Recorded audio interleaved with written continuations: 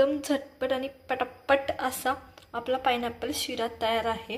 तर पाइनएप्पलचे दिवसही सुरू आहेत, सीजनही चालू आहे, तर नक्की ट्राय करा। रेसिपी तुम्हाला कशी वाटली हे आम्हाला कमेंट करून नक्की सांगा।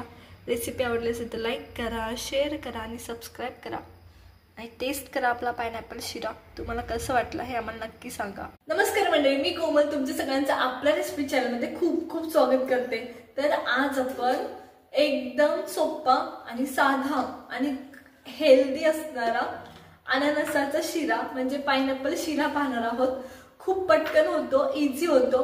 आपल्या जे सत्यनारायणच्या पूजेला किंवा प्रसादाच्या पूजेला किंवा जो आपण इतर प्रकारचे शिरा करतो त्याच्यापेक्षा फार पटकन होतो असं मला वाटतं। तर नक्की ट्राय करा आणि चला सुरू करूया मग शिरा बनवायला।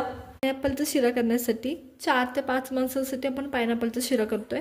तर 1 वाटी रवा घेतलाय, तर जेवढं रवा आहे तेवढीच साखर घेतली आहे, तेवढंच पाइनएप्पल घेतलंय। आता फक्त तूप आपल्याला रवा एवढं, पाइनएप्पलच्या शिऱ्यामध्ये तुम्ही तूप कमी टाकलं तरी चालतं, काही हरकत होत नाही। फक्त जेव्हा आपण प्रसादाचा शिरा करतो तेव्हा मात्र बरोबरीला टाकावं लागतं आणि त्याच्यात पाणी रव्याच्या 3 पट आपल्याला पाणी वापरायचं आहे। पाइनएप्पलमध्ये पण थोडंसं पाणी असतं, त्याच्यामुळे आपण 2.5 वाटी पाणी वापरणार आहोत।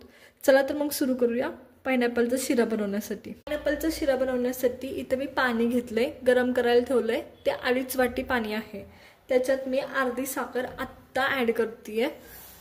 याच्यात बरोबर मी जेवढी आपल्याला शिरा लागणार आहे त्याची अर्धी साखर मी आत्ता ॲड केली आहे आणि सगळं पाइनएप्पलचे तुकडे याच्यात ॲड करतेय।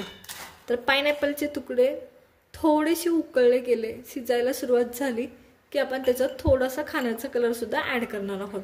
आधी हे तुकडे व्यवस्थित शिजवून घ्यायचेत आपल्याला, एवढं लक्षात ठेवा। इकडे आपला पाइनएप्पल शिजून होते तोपर्यंत आपण रवा भाजून घेतोय। तर मी इथं कढई घेतली मोठी, स्वीट करताना शक्यतो मोठं भांडं घ्यायचं, जेणेकरून हलवणं वगैरे सोपं जातं। तर आधी कच्चाच रवा आपण भाजून घेणार आहोत। इथं रवा मी व्यवस्थित स्वच्छ करून घेतलेला आहे। तर हे रवा मी कच्चाच बारीक गॅसवर भाजून घेतेय। आता जेवढा रवा आहे त्याच्या म्हणजे 1 वाटी रवा आहे, तर अर्धी वाटी तूप आपल्याला पाइनएप्पलच्या शिऱ्यासाठी बस होतं, किंवा कमी टाकलं तरी चालतं, काही हरकत होत नाही। किंवा जेवढं तो आपण प्रसादाच्या शिऱ्याला टाकलं तरी चालतं, तेवढं टाकलं तरी चालतं। तर हे मी व्यवस्थित गरम आपण भाजून घेतो, हे व्यवस्थित असं या पद्धतीने। आधी मी कोरडाच भाजतेय, त्याच्यानंतर आपण तूप ॲड करतो। तर इथं माझा रवा भाजून झालाय, तर आपण ह्याच्यात तूप ॲड करतोय। तर रवा भाजून झालाय, तर मी ह्याच्यात तूप ॲड करतेय या पद्धतीने। तर हे व्यवस्थित भाजून घ्यायचं तुपात रवा या पद्धतीने। हवा असेल तर आणखी ॲड केला तरी चालेल। तूप टाकल्यानंतर आपण रवा एकदम व्यवस्थित भाजून घेतोय। तर बारीक गॅसवर रवा भाजायचा, लक्षात घ्या या पद्धतीने। साईडला रवा भाजतोय त्या टायमाला आपल्या पाइनएप्पलला सुद्धा उकळी आली, तर खाण्याचा कलर टाकायचा पिवळा कलर, थोडासाच टाकायचा उकळी येत असतानाच। किंचितसा माझ्याकडे पिवळा कलर आहे, तो आपण ॲड करतोय। तर थोडंसं पाणी ह्याच्यात घ्यायचं आणि ॲड केला तरी चालेल, किंवा डायरेक्ट असंच टाकला तरी चालेल। तर हे मी टाकलं ह्याच्यात, हे पहा थोडंसंच टाकायचं आहे, खूप जास्त नाही टाकायचं। तर मी त्याच्यात टाकलंय, ते व्यवस्थित मिक्स करून घ्यायचं। कलर पिवळा आपला, तर त्याला पिवळा कलर पाइनएप्पल सारखा कलर येईल। मग इथं रवा सुद्धा आपला अर्धा भाजत आलाय। तर आता रवा जेव्हा अर्धा भाजत आलाय तेव्हा याच्यात मी थोडेसे ड्रायफ्रुट्स ॲड करून घेते। सेम त्याच टायमाला इवन तुम्हाला जर मनुके वगैरे पण ॲड करायचे असतील तर रवा भाजतानाच ॲड करायचे, त्याचा फ्लेवर खूप छान उतरतो त्याचा। आणि आता परत भाजून घ्यायचं हे या पद्धतीने।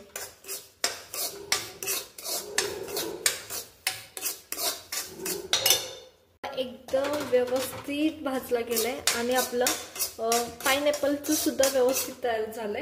तर पाइनएप्पल थोडं ह्याच्यात ॲड करायचं, सगळं एकदम नाही ॲड करायचं, अंगावर येतं।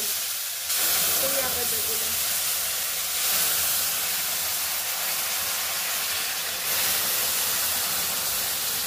तर हे पहा, आता सगळं मिक्स करून घ्यायचं आपल्याला पाइनएप्पल आणि रवा।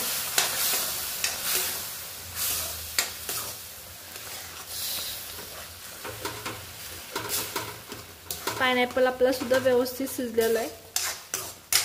या पद्धतीने हे मिक्स करून घ्यायचं। अजून आपल्याकडे साखर सुद्धा शिल्लक आहे, ती सुद्धा आपल्याला ऍड करून घ्यायची, हे पण लक्षात ठेवा। तर हे मी इथं सगळं व्यवस्थित मिक्स करून घेते। पायनॅपल कलर पहा, अगदी पायनॅपल सारखा कलर आला आहे शिऱ्याला आणि अगदी मोकळा फटफटीत सुद्धा झालेला आहे। ह्याला हवे असेल तर तुम्ही एक वाफ काढून घेऊ शकता।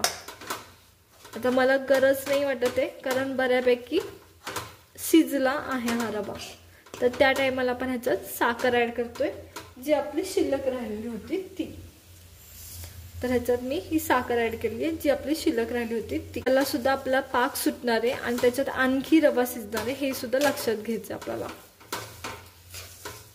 तर हे या पद्धतीने मिक्स करून घ्यायचं आणि आता तुम्हाला मात्र झाकण ठेवावंच लागेल, कारण व्यवस्थित रवा वाफला गेला पाहिजे। हवी असेल तर वेलची पूड ह्याच्यात टाका तुम्हाला। पायनॅपल शिऱ्यामध्ये मला वाटत नाही टाकावं म्हणून मी शक्यतो नाही टाकत, पण तुम्हाला हवं असेल तर नक्की टाका, खूप छान लागते। पण मला पायनॅपलच फ्लेवर आवडतो, त्याच्यामुळे मी ॲड नाही करत पायनॅपल शिऱ्यामध्ये वेलची पूड। तर मी झाकण ठेवते आणि 2 मिनिटं वाफ काढून घेतो आपण या पद्धतीने। तर आता उघडून पाहूया कसा झालाय। एक 5 मिनिटं झालेत, तर पहा खूप सुरेख झालाय, मस्त दिसतोय आणि फार अप्रतिम झालाय। तर मी तुम्हाला दाखवते, तर या पद्धतीने। तर पहा खूप मस्त झालाय।